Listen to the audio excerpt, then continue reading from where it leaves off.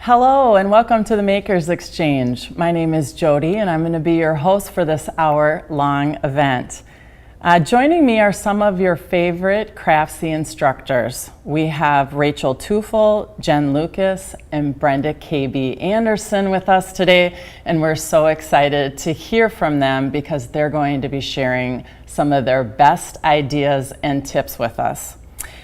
We want you to stick around with us because we're going to be covering all things fall and holiday projects. So we want you to get ahead of the game and start thinking about what you're going to need to do to ready your home and start thinking about gifting ideas for your friends and your family.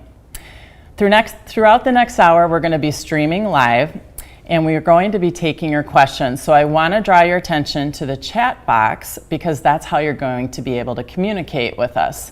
We want to hear from you. What are your questions? We will try to incorporate them as we go throughout our program. Also, in the chat, you're going to find out about links to free projects that we're offering throughout the event. So definitely continue to watch your chat box. This interactive panel is the kickoff to our Craftsy Palooza, the crafting and making event of the year. And again, it's going to be getting us all ready for those fall and holiday projects. With Craftsy, the intent is that you never have to worry, get frantic, or get stressed about your upcoming projects. We're going to give you great tips and ideas, and we're going to offer some deals and takeaways for you that will help you get through all of your projects. Those deals and offers are going to be good through August 21st. So definitely check back to craftsy.com regularly. All right, and for those of you joining us today, there's an exclusive offer. We are giving you an extra 10% off of sale and items on the website. The only thing that's not included in that is the membership, and you need the special discount code of LIVE10. That's L-I-V-E 10 in order to get that additional savings. All right, so let's take a minute to meet our instructors. First off, I'd like to hand it over to Brenda K.B. Anderson, our crochet and sewing expert. Brenda, tell us a little bit about yourself. Hi, everyone. Good morning, Jody. Good morning. I'm so excited to be here to be talking about projects. I love talking about projects, whether they're sewing, knitting, any kind of projects, really. I just get excited about it. I am the general manager for the Creative Crochet Corner. And I also got involved quite a while ago when I did my class for Craftsy. It was Crochet, Mittens, and Fingerless Gloves class. So I've been involved in the Craftsy family for a while. And but when I first started out, I was a kid. My mom taught me how to crochet and taught me how to sew, and then later I learned how to knit. And I've always been interested in art and painting. So really just anything Craftsy. I'm just excited to be here, excited to talk about it with you guys. Well, and we're excited to have you. Thank you so much. Next up, Jen Lucas. Welcome. You are our knit and crochet expert. So tell us a little bit about you. Thanks, Jody. Thanks for having me. So yeah, I'm a knit and crochet designer and instructor. I've written 6 knitting books, including the popular sock yarn shawls. And I have done quite a bit of work for Craftsy as well as their sister site, The Knitting Circle. I'm the managing editor of the Knitting Circle website.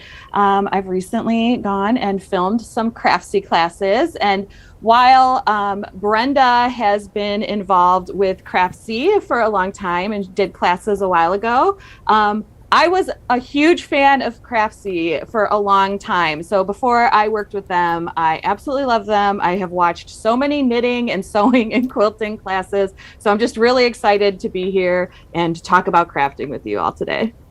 Awesome. Thank you, Jen. And finally, last but definitely not least, we have Rachael Teufel joining us, and she is our cake expert and instructor. Rachael, welcome.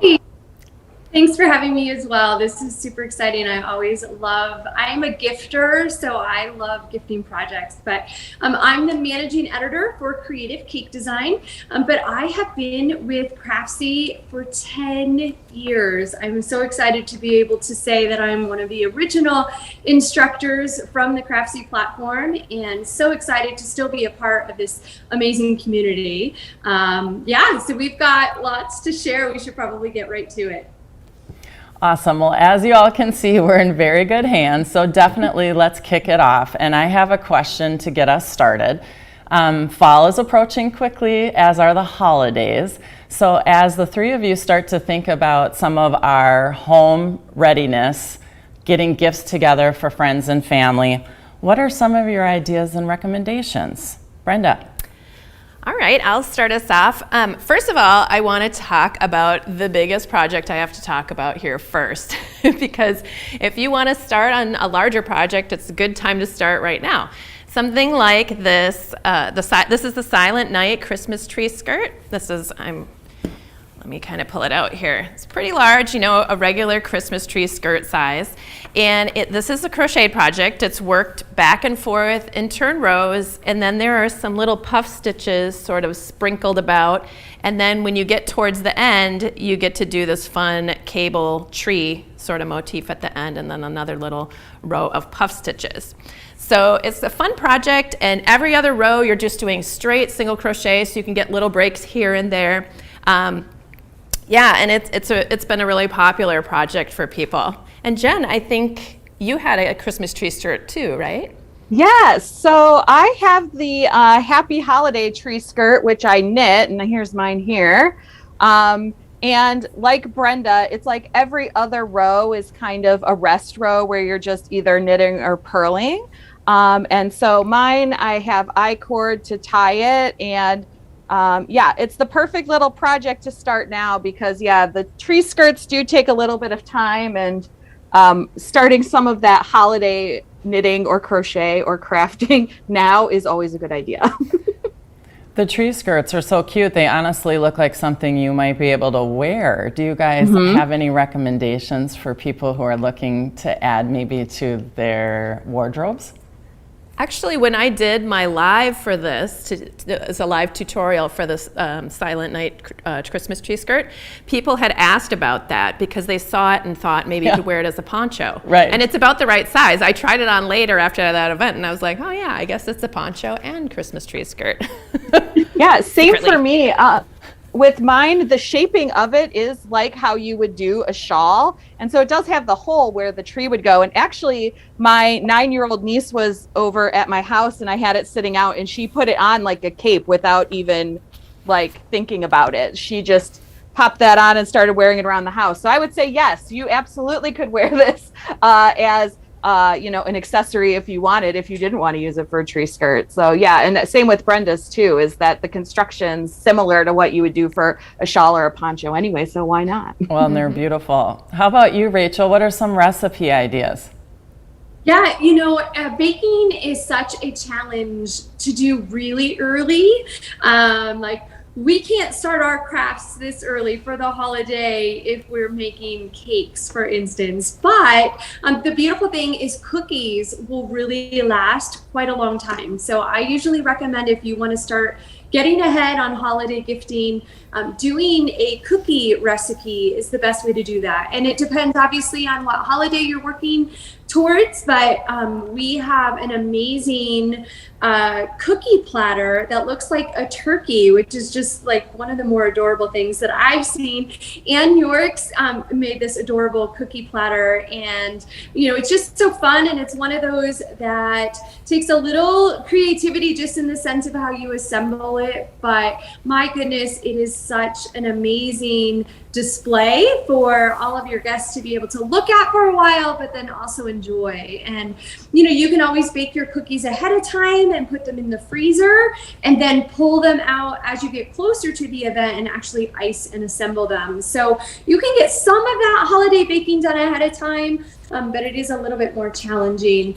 And one of my all-time favorites are my mug huggers. The holiday mug huggers are absolutely adorable. There's these are also from Anne, and those are little mugs with cute little marshmallows.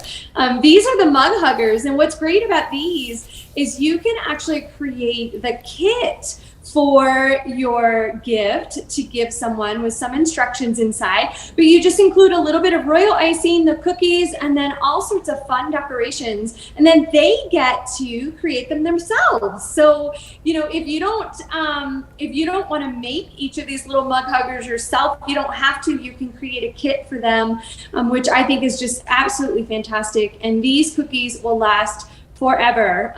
They're intended to be dunkable, so you can dunk them right in your mug, and they're tasty. You can have it with hot cocoa or tea, whatever your preference is. But it is, to me, it's one of the perfect gifts when you can have somebody create something more from what you're gifting, which is always fun.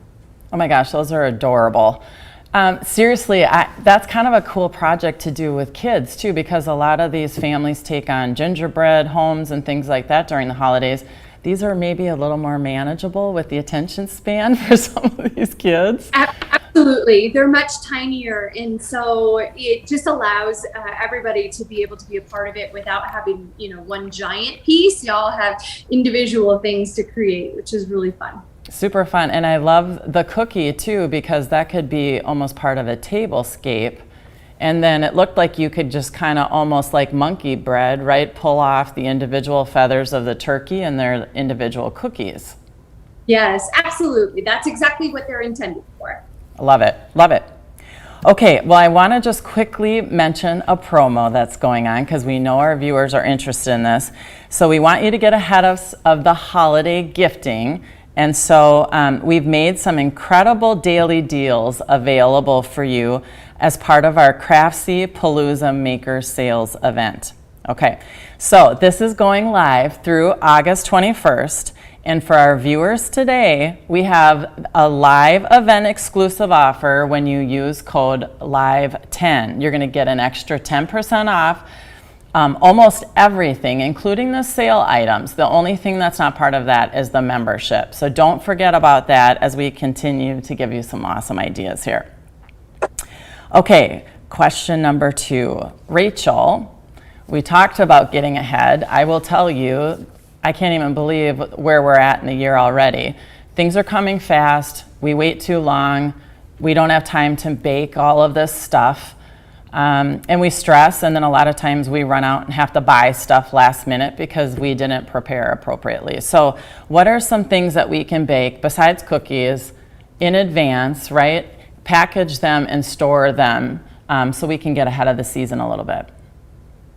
Yeah, there are a couple of things that you can do in advance that don't require baking necessarily. So things, well, cake pops do. So you have to bake the cake and then you'll transfer it into chocolate. But cake pops are a perfect way to do that. You can make them in different shapes. We have a really adorable owl chocolate cake pop, and those are great because you really truly can do these in advance. So that little owl is a cake pop. It's created out of a mold and use different markers and coloring to adorn the outside of it. And then it's just cake pop batter that's kind of squashed into the inside and sealed up with chocolate.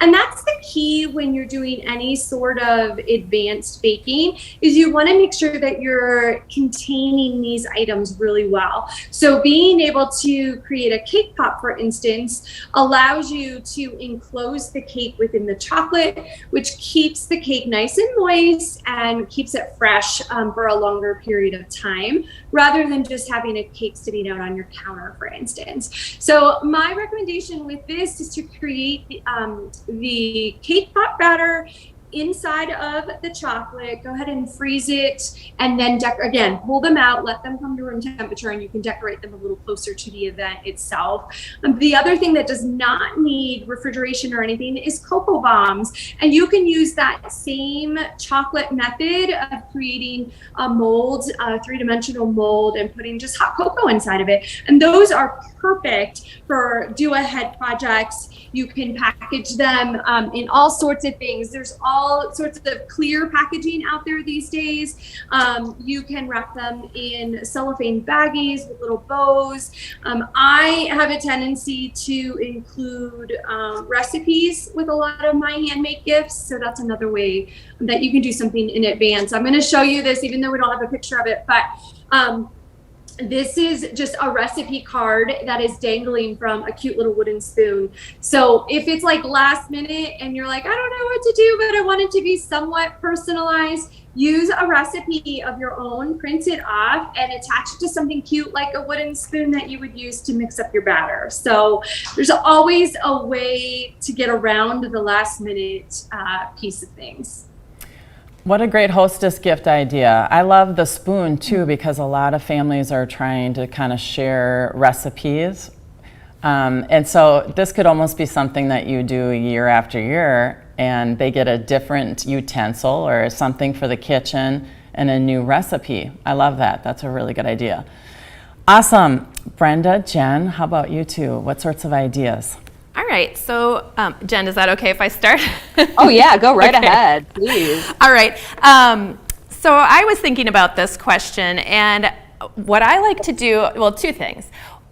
First of all, I like to, during the year, I like to craft some things that a lot of people would like it isn't just specifically for one person, because I have found myself, you know, in years past, I'll get invited to something and I'll want to bring a gift, a hostess gift, or a gift to like a child that, you know, maybe we thought they were going to be at their dad's house, but they're at their mom's house, or something like that, you know, like an unexpected, like a surprise extra fun person who's going to be there, and I want to give them something. So it's really hard to whip those things up at the last second if you're crocheting or knitting.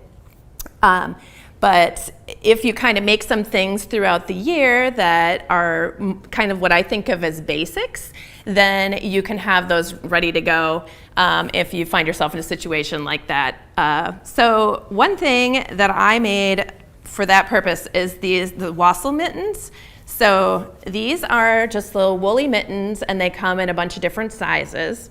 And because they're made out of wool, you can add this extra motif on it by using a needle felting tool. So you can personalize the mittens at the last minute. You can just crochet the mittens ahead of time and have them done, and then when you know who they're going to go to, you can add something on, you know, a decoration. It can be a tree, or it can be a snowflake, or you can write their name and make it really personal.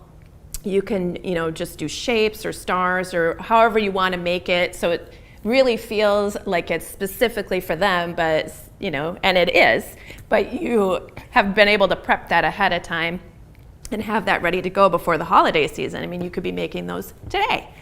Another thing that helps for last minute things is if you make something that you can imagine lots of your friends wearing, maybe you don't know exactly specifically who it's going to go to yet, and you're going to figure that out as you sort of go throughout the year and figure out, you know, get more ideas, what to make for people. But if you do, you know, if you're interested in making some basic things, then you've got that backup plan, right? So this is a hat. This is called the Glacier Cable Beanie. This is a hat that I made that lots of my friends really like this hat.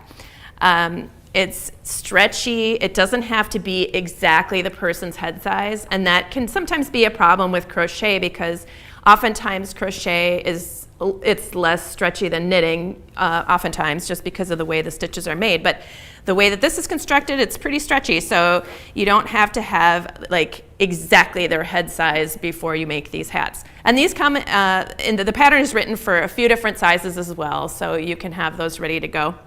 And you can add the pom-pom for their personality, or leave it off at the last minute too. You know what, I love those. I could honestly see that being such a great gift to, like, if you had a family that was maybe going to do family photos, those cute little hats and mittens would be such a darling picture. I love that, and I love the idea that you're kind of prepping for the last minute invites, because we know they all happen. And who wouldn't love to receive one of those cute little gifts? So nice job, Brenda. Jen, what would you add? One thing I love to make is, like everybody's saying, is doing things in advance is really great. But like Brenda said, you don't always know who it's going to. So I really like to prep some things that are more in the toy or amigurumi category, because even though you think, oh, a toy might be for a kid, that's not necessarily true. So one example I have of that is my knitted cactus pattern. I don't have it here with me because I already gave it away to somebody, but we do have a picture of it. And it's just a cute little cactus that you knit, and you just buy the flower pot, you just order it online, and you just stuff it, and you have given somebody an unkillable succulent. So that's always nice because it's a gift that they could have forever, because you literally cannot kill it.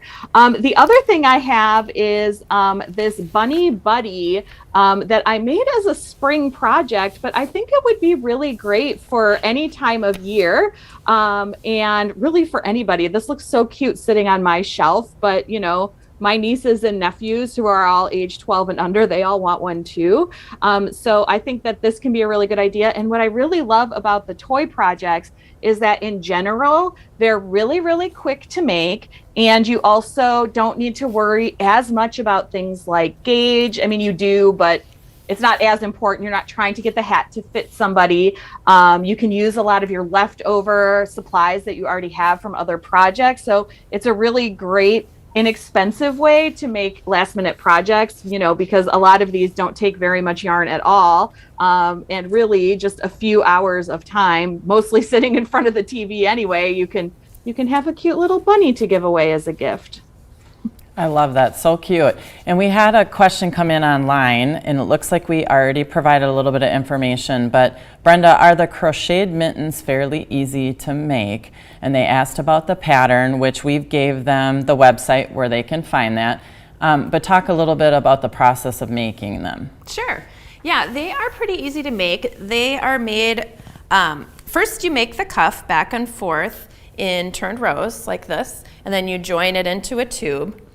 And then you work your way around and around and around, and then you add some stitches. There's some increases here, and then you go, actually you're not going around and around. I forgot, because these, you're adding the motif, I left it open along the side. I forgot, these are actually crocheted flat. So you do still go back and forth on the cuff, but you don't join it. And then you work back and forth in turned rows all the way up to the top, and then you go back and forth on the thumb. And this stitch pattern is a really nice one. It's called a herringbone or knotted double crochet, not to be confused with the other herringbone stitch.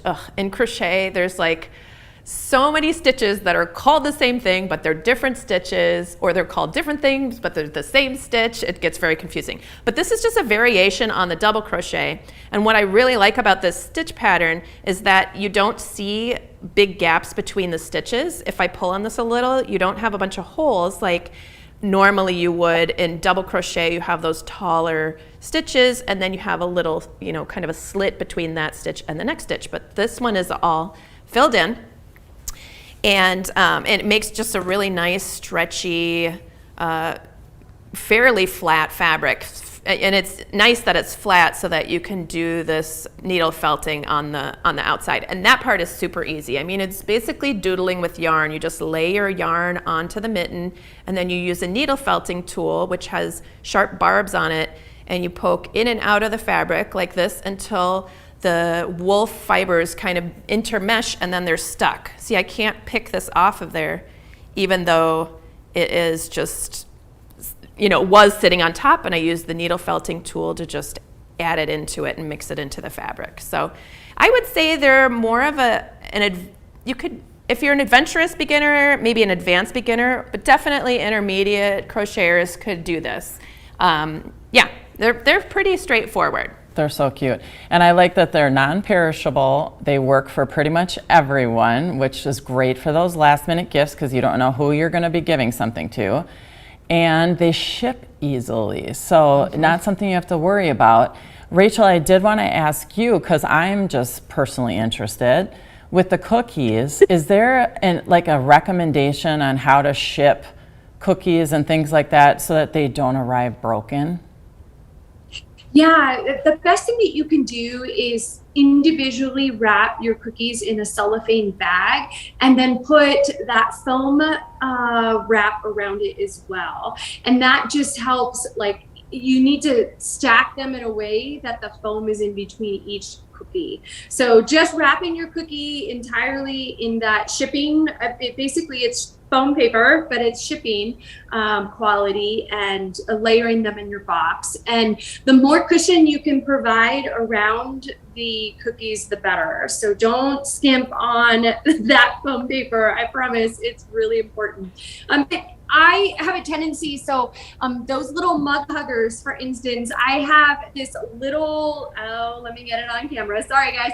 I have this little box, and it's perfect. It's a 2-inch by 2-inch box, and it's perfect for the little mug hugger to go inside of. And then you seal that up, and you can wrap your foam around it, or even just some tissue paper with a cute little bow on it works really well. Just something to keep it packaged nicely. And the other thing you can do, and this is just layers again, these same little boxes go into bigger boxes. So you can actually line up a few of the smaller boxes inside of the bigger box. So again, it's all about cushion, providing that separation in between the cookies and in between the packaging from that exterior box that potentially could get damaged in shipping. I love that. And if you received that with all the little individually wrapped cookies, the person receiving it could then turn around and gift some of those individual cookies, which is awesome. Although they're so pretty, I would not want to eat them. Yeah, there are a lot of people that don't want to eat them. I agree. And one of the things that I actually love doing, and ladies, you guys are so talented with the mittens that you make. I actually love teaming up with another crafter. So for instance, my sister is a knitter, and so she will knit a mitten or like an oven mitten, and then I'll stick cookies inside of them, and we'll hang a little tag on it with a recipe card. And that's a fantastic gift, because you're not only getting one homemade item, but you're getting a second one too. And so I encourage everybody to always team up with your friends. You know, it's almost like a cookie exchange in a sense, but instead of doing a cookie exchange, come together, take both of your crafts, put them into one, and you have an even more amazing gift. Fabulous idea. Thank you. I have one more question going back to Brenda. We're getting a lot of interest around the beanies here. So she asked, where can we get good quality pom-poms for the beanies? Well, I actually ordered this pom-pom on Amazon. You can, and I feel like these are pretty good quality. You just have to read the descriptions on Amazon and make sure that, zoom in on the picture and see what it looks like. But yeah, you can get them online, or you can get them at craft stores too. A lot of places are carrying these nice faux fur pom-poms now. They're just kind of everywhere. I've seen them at big box stores. One thing I do want to mention about the pom-pom, sometimes you might look at a pom-pom in the store, or you might get one shipped to you, and it looks kind of, I don't know, asymmetrical and flat, like it woke up with bedhead or something. It just isn't quite right. All you need to do to fluff it up and make it look really beautiful is to just use your hair dryer. And you have to be careful when you do this, because you don't want to melt the fibers. Normally they're made out of a synthetic, probably acrylic, and you want to use your hair dryer, hold it a little ways away until you're sure it's not going to melt the fibers, and kind of go in and be watching it and be moving it around. And the heat from it, it's almost like you're ironing every little fiber with the heat from the hair dryer in a way. Except you're not touching, you don't want to touch it with an iron, because you will wreck your pom-pom, so I don't want to give anyone the wrong idea there. But you just use the heat from the iron and the air blasting at it to kind of stretch out all those fibers, and it makes it just fluff up and be really beautiful looking. So don't be fooled if you go to the craft store and you look at the pom-poms and you think, oh, this is not a very good pom-pom. Look at all these hairs are going this way and there's a flat spot. Not going to buy that one. All you need to do is just sort of wave your hair dryer around it, and it floofs up and it looks great. Oh my gosh, that's such a great tip. I'm so glad Jessie asked that question, because I will tell you, you guys are going to laugh, but I've literally used my comb to try to fluff the palm. And sometimes I've even used hairspray once I get it where it wants to be. It's like, stay put. So I'm so glad to know this is what we have to do. I love it. We have a couple more questions, but I just want to mention to anyone who's just joining us that we're celebrating the Craftsy Palooza Makers Event. This is the Makers Event that's kicking off the season to start thinking about the projects that we're going to be doing for fall and holiday. So you're going to find tons of great deals and offers, everything at craftsy.com now through August 21st. So definitely continue to go out there. And today's Craftsy Palooza deal is discounted Craftsy startup libraries. This is super exciting for anybody who's trying to learn how to knit, crochet, sew, embroider. Maybe you're not sure where to get started, or maybe you are a seasoned maker and are just looking to maybe fine-tune some of those skills. So all the Craftsy startup libraries are currently available right now for $20. And because you're watching our event, don't forget that additional exclusive discount offer, Live 10, is going to get you an extra 10% off. Okay, awesome. Real quickly, I have another question from Helena. And she said, where do we get like the mug hugger recipe and directions, Rachel? And we gave her an answer, but I just wanted to give you a chance to respond to that question. Well, I don't know what the answer is that you gave her. I'm just kidding. They're coming soon. They're coming soon. Over on Creative Cake Design, we have a blog, and I promise it's coming very, very soon. So check out Creative Cake Design. There is a post coming soon. I can't say exactly when because I don't know, but within the next few weeks. And there was a full recipe for you, all the ingredients that you need. There's a template that's coming along with it. So please, please, please. Yeah, we're getting that together for you. Love it. Awesome. Thank you for the questions. Please keep them coming. I love this question, especially I think when you have experts. It's hard sometimes when you're maybe getting into some of this stuff to then turn around and gift things to people who are maybe more skilled than you in some of these areas. So I'm just curious because I think it's important for those of us to hear, like, what are some of the most creative kind of craftsy, thoughtful gifts that you have all received and have really appreciated? Because we definitely don't want people to stop giving us awesome gifts too, right? So share with us a little bit about some of the gifts that you guys have received. And we can just open this up if somebody wants to go first. I'll go first. Awesome. I want to say that as a crafter, even though, I'm the crochet expert on this, so I can say this, right? As an expert, when somebody gives me something and they're just learning, that is so special to me because I see what they're doing. I know how hard it was. I mean, I remember learning how to crochet and how frustrating it was and how you just want to ball it up and throw it in the corner. I remember that whole feeling.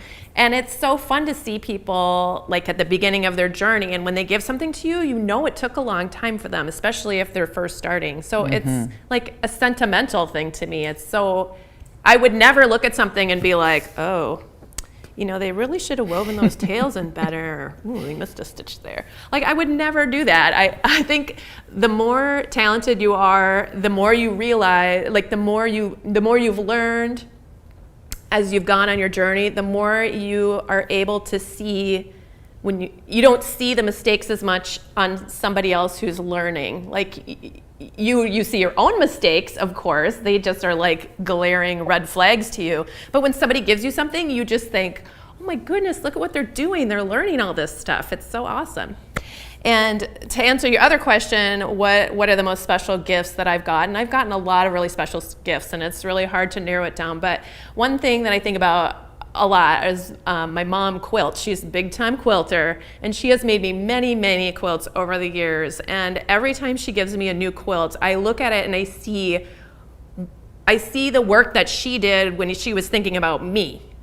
And so that's, I'm getting all choked up. See, it means a lot when you give people gifts. So yeah, I think, you guys can appreciate the amount of time and energy it takes to do this, and that's so much more heartfelt, right, than knowing somebody went out and bought something. Awesome. Jen, what about you? Yeah, absolutely. And exactly to what Brenda said is that I think as crafters and makers, we look at our own work like so critically, and I notice every little mistake I make. And I even think about like when I've gone to like conventions and things like that, and like maybe feeling like, oh, I don't want to wear this particular project because like I messed it up. But if you think about it, like, have any of us ever once like looked at somebody else's project and been like, oh, that's messed up? So like to what Brenda said is that like we all just love getting handmade things, you know, because it's made with love and care. And even if it has a bunch of mistakes in it, like one of my favorite blankets I have, my cousin made me years and years and years ago. And yeah, like probably if I looked at it now, it's not perfect, but I love it because she made it for me when I graduated from college, and I'm going to like have it forever, you know? So yeah, just make things for the people that you love, and they're going to love it. And don't worry about if they're an expert in that field or they're very into that craft. Everybody's going to love it no matter what. And then to answer your other question about one of the most creative gifts I have, I actually brought it here with me. So my friend Angela Tong, she's also a Craftsy instructor. She has some knitting classes and also weaving, if you are interested in learning and how to get into weaving. But she is like one of the most incredible makers that I've ever met in my life. She is so crafty. She does amazing work. And a few years ago, she made this. She got into pottery, and she made this for me. And it's like a little tray. I put my stitch markers in it when I'm doing a lot of my live videos. And she like pressed a doily into it. And it's going to be kind of hard to see, but like up here, you can almost even see the like actual stitches. She like, I think she found like the doily or shawl or whatever, tablecloth, whatever it was, just like at a thrift store.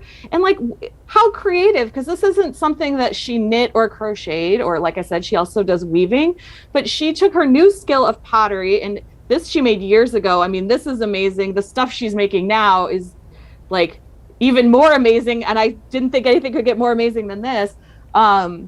But yeah, just even finding that thing that maybe even relates to the craft that the person loves, you know, can be a really special gift. Like I will treasure this forever because she made it. And then on top of it, she like pushed a crocheted doily into it. It's just so cool. And one of my absolute favorite gifts I've ever received. Great ideas. And Rachel, I want to come back to you, but we have two questions that are totally related to what they're discussing. So I want to get them in here right now.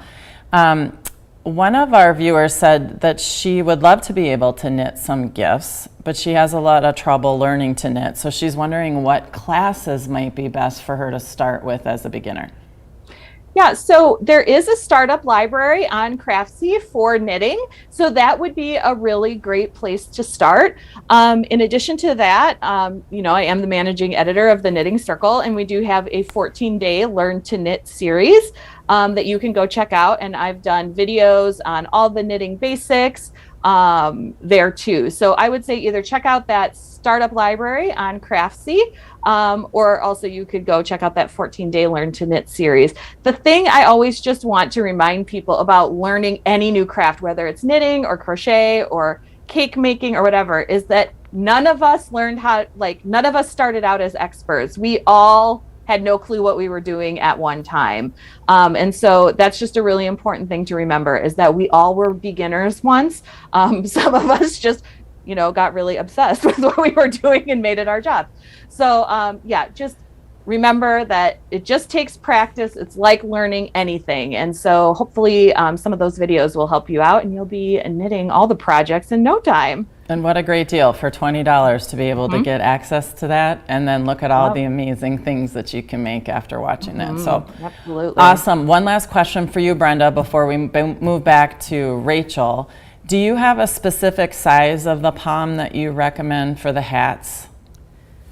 Because she said she's looking online and there's several sizes. Yeah, so. There are. If you look, I can't remember, I don't have my ruler with me, but I can't remember exactly what the diameter of this one is, but I did list it in the pattern. So if you just look up the Glacier Cable Beanie, it's on the Creative Crochet Corner website. It's a free pattern download. If you just take a look at that, I do tell you what size pom-pom it is, and I might have even put a link in there. I'm not sure to where I Perfect. purchased this. I can't remember. Thank you so much. Rachel, we didn't mean to bypass your most creative gift that you've received, so definitely tell us what your response would be. Yeah, no worries. I love the interaction, and all these questions are great. One of the things that you mentioned was that you're always kind of afraid to gift an item to another crafter. And frankly, I say do it, go for it, because especially from a baking perspective, I am a foodie. I love food. I love any kind of food.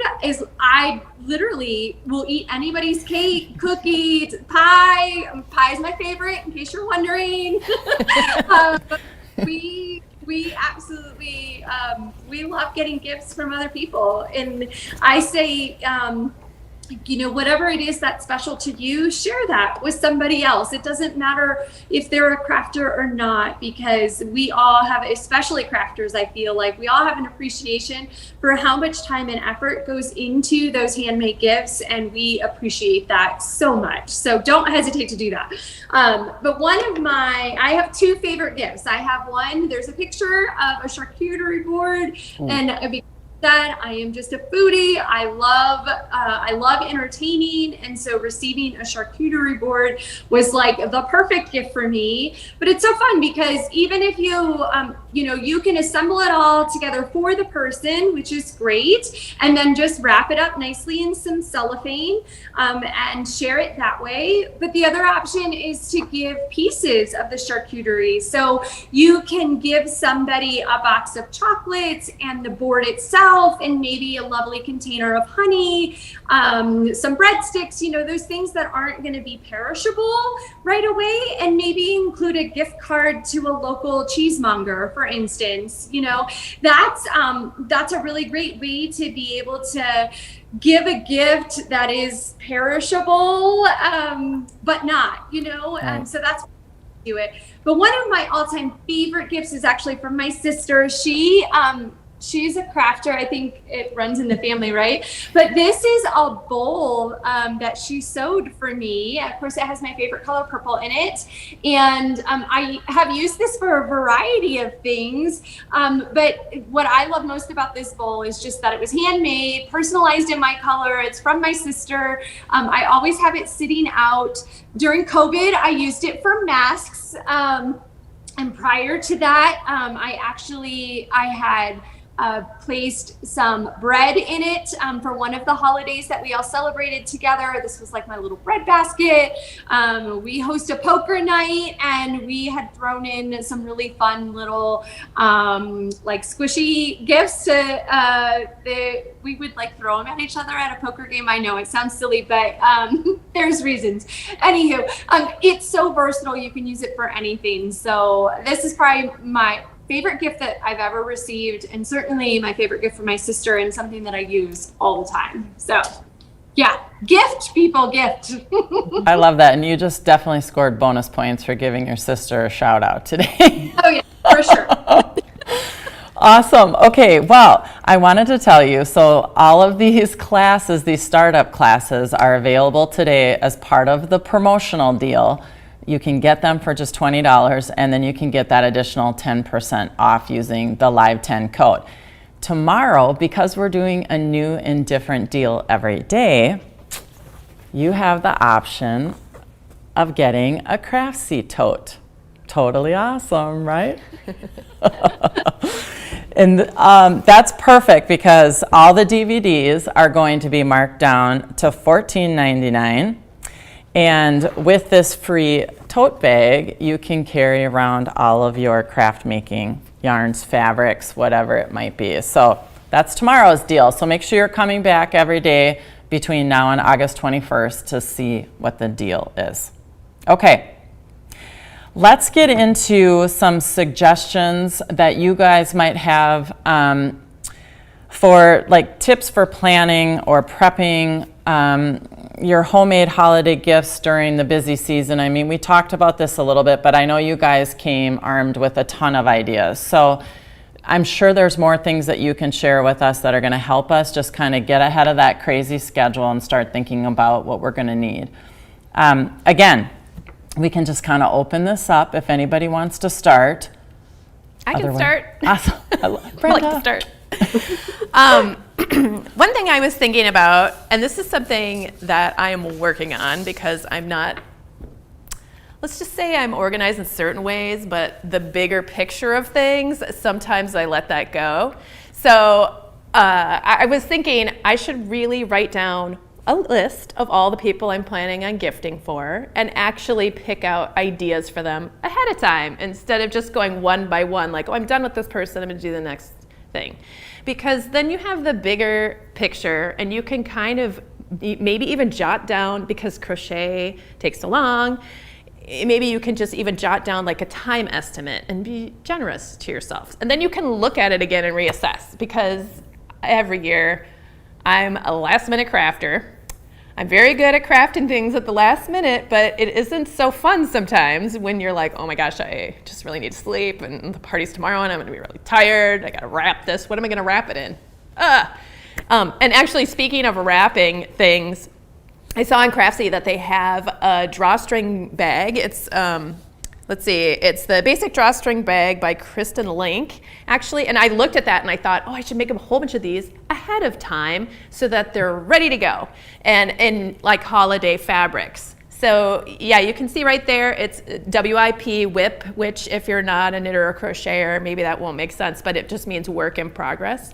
And I hear from my mom, who's the quilter, she says that, oh, we don't call things that, we call it the UFOs, the unfinished objects. So you could definitely put that on there if you're giving this gift to, if you're giving it the gift bag as a gift to a quilter or a crafter, and you're gonna, maybe you could fill it with yarn or something like that. But I was thinking also, double duty, you could make it out of a holiday fabric and have those all ready to go, so that when you finish your thing at 2 o'clock in the morning, you're not like, oh, what am I gonna wrap this in? I don't have a thing for this, and it's really an odd shape. Or sometimes wrapping amigurumi toys is a challenge unless you just happen to have the right box. And what level would you say that's probably best for, Brenda? The bag? I'm kind of thinking about this as skill level, right? We've got our beginners, our intermediate, and our more advanced makers. Mm-hmm. So what level would you say that's probably best suited for? I think that's a beginner level project. It's very simple. Like, even if you're not, if you're more of a knitter or a crocheter and you have a sewing machine, but you haven't used it a ton, it's all straight lines on that project and not a ton of pieces. And you could even skip that extra band if you just want to make a solid bag. You don't have to make it, it'll be fancy because you made it, and you can pick a cool fabric. You don't have to do that extra, WIP and the embroidery. You don't have to do any of that if you don't want to. You could just skip that. Awesome. But actually, maybe I should let one of you guys talk, and then we'll come back to me because I have so many ideas. All right. I'll go ahead and go. So one thing I was thinking about, and I did this selfishly a few years ago, but it would be great for gift too, is that I had seen Stephanie Pearl McPhee, the yarn harlot. She had done something many years ago, might have been even 10 years ago now, where she took all of her not all her sock yarn. She picked 12 sock yarns and she put them each in a bag. And I think she had a pattern too. And then put them in a bag where she couldn't see where it was. And then she'd draw one out. And then that would be the sock that she'd work on for that month. And so I was thinking, and then I did that too. It was a really fun way to use up some of my yarn and some of the patterns I had bought. But that would be a really fun way to keep it fun for you while you're doing all your holiday or making or gifting, crafting, whatever, is that maybe you try to work out now who you think you want to make things for, and maybe you do almost put together little kits for yourself now and have everything ready to go. And so either you can, put them in a clear bag or something, and so you can grab which one you want, or maybe you put them in a project bag where you can't see it and you randomly pick one. Obviously if one's a blanket and the other one's a tiny little toy, that's 2 different amount of times it's going to take. But you can do things like start kitting stuff up now. For me, I think the really important thing, like Brenda said, is just not waiting till the last minute. I know we are all very guilty of that. And my shout out to my sister is that I had taught her to knit. And many, many years ago, we were going to make my mom a hat and scarf for Christmas. And I was doing the hat and she was doing the scarf because she was a beginner. And my sister called me like 3 days before Christmas and was like, I only have a foot of mom's scarf done. So like my biggest suggestion is start now. Right. Yeah. Well, and a lot of the people who are joining us are not even at the beginner stage. They're more at that Right. intermediate or advanced stage. So, and you know, Rachel, I know that you haven't had a chance to kind of jump in yet. So as we think about those folks that are in some of those more advanced stages, how does that kind of maybe change some of your recommendations? Yeah, I'll take that one. You know, one of the things that is challenging is when you're a beginner, you kind of feel like you don't even know where to start. And I think that that is something that is the biggest challenge for all of us, and probably why many of us are procrastinators and don't get to these gifts, because, you know, we all have these grand visions of what we want to do, but then we get a little nervous and we just don't know where to start. And I think that's why the startup libraries that Craftsy offers is so important, because it does give you step-by-step instructions on where to get started. It gives you everything that you need to get started. So I really do encourage you, if you are new to any of the crafts, check out the startup libraries. There's something for everyone there in all of the craft areas, and it really would be super helpful for you. And tackle one of those projects that are in the startup library first. Don't tackle something that, you know, is outside of your skill set yet, because then you're going to get frustrated, tuck it away, never come back to it.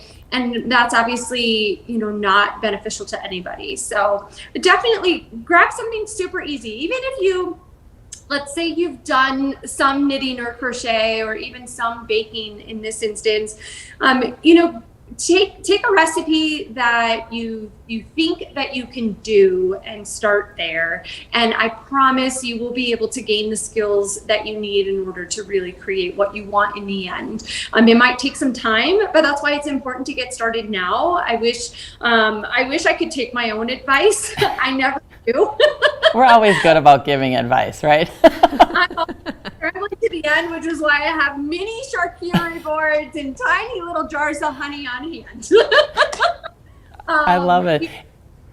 It just, I am one of those, I have really big sights for what I want to create for everyone. And I think about all these beautiful cookie charcuterie boards and, you know, cakes and breads and stolons and all sorts of things that I want to make for everybody.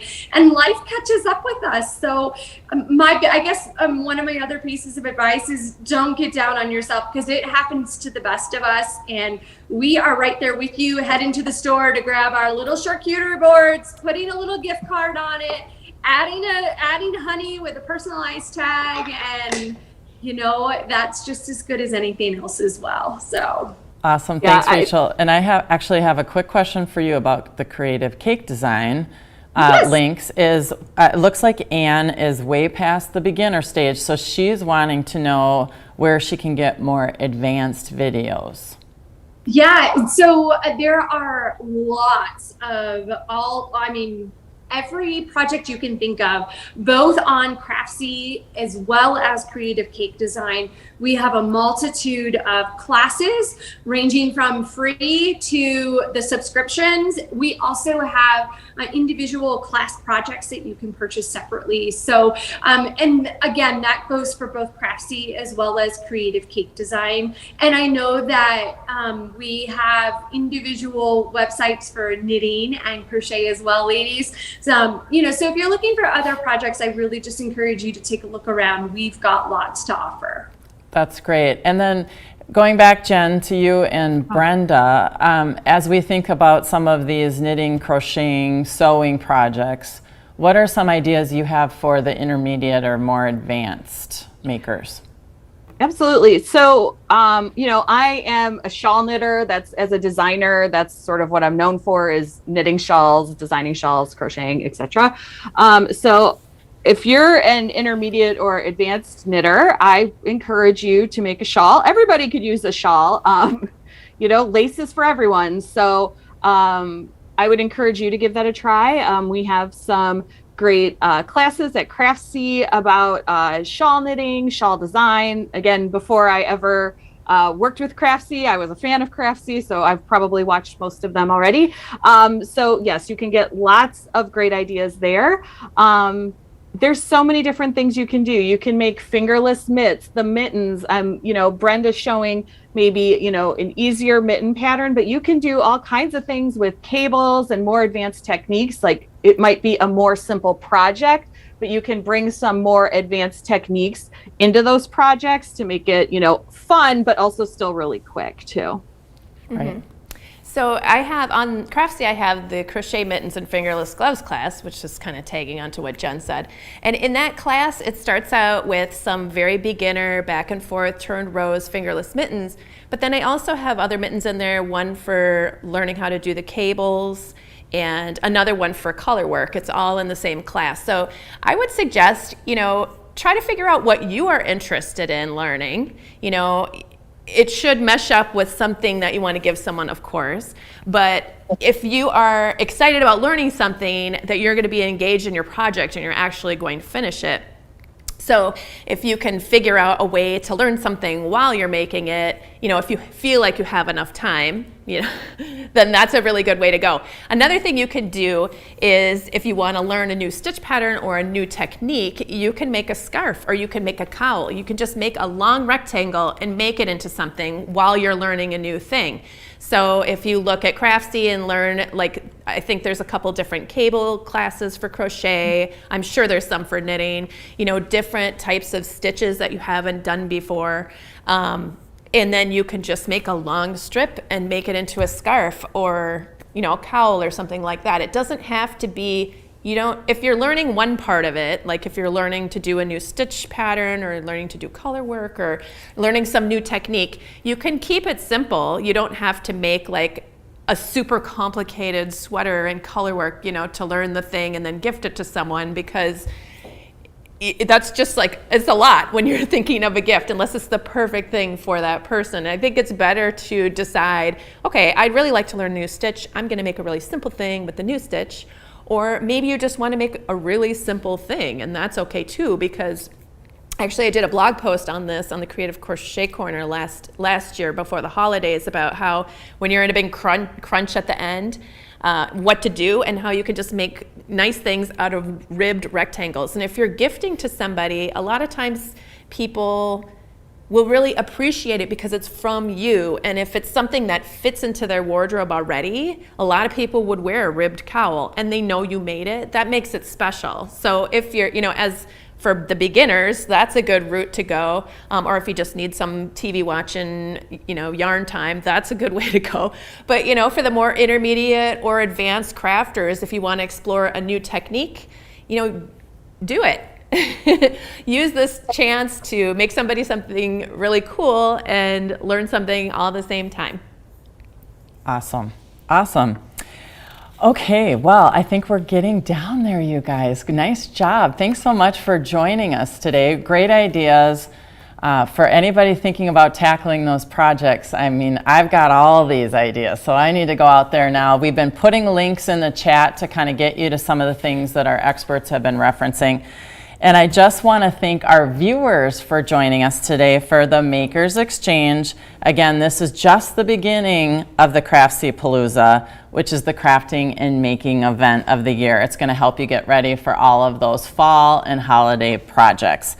Definitely check out craftsy.com every day to find the new deals and offers through August 21st. So every day it's something different. Come on back and check us out. And then one last reminder, don't forget about that Live 10 to get an extra 10% off at checkout. So thank you so much for joining us, and we'll see you again soon.